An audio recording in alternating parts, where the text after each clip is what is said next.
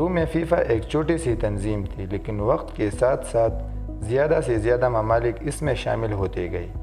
آج تقریباً ہر آزاد ملک کی فٹ بال ایسوسی ایشن فیفا کا حصہ ہے اور یہ دنیا کے سب سے طاقتور کھیلوں کی تنظیموں میں شمار ہوتی ہے۔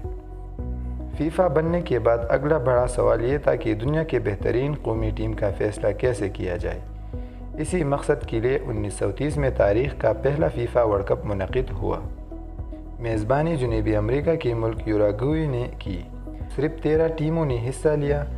اس وقت نہ جدید جہاز تھے اور نہ ہی آج جیسے سفری سہولیات، اسی لیے کئی یورپی ٹیموں نے طویل سمندری سفر کیا۔ فائنل میں یوراگوئے نے ارجنٹینا کو 2-4 سے شکست دے کر تاریخ کا پہلا ورلڈ کپ اپنے نام کیا۔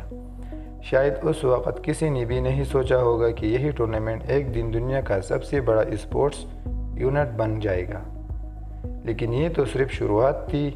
اگلے حصے میں ہم دیکھیں گے کہ وہ فیفا ورلڈ کپ ایک چھوٹی سی ٹورنامنٹ سے اربوں ڈالر کی انڈسٹری کیسے بنا، کن ممالک نے تاریخ رقم کی اور ایسے ریکارڈز جو آج تک قائم ہیں۔ تو ہمارے ساتھ موجود رہے اگلی ویڈیو تک۔ اگر ویڈیو پسند آئی ہو تو لائک کریں اور سبسکرائب کرنا نہ بھولیں۔ شکریہ۔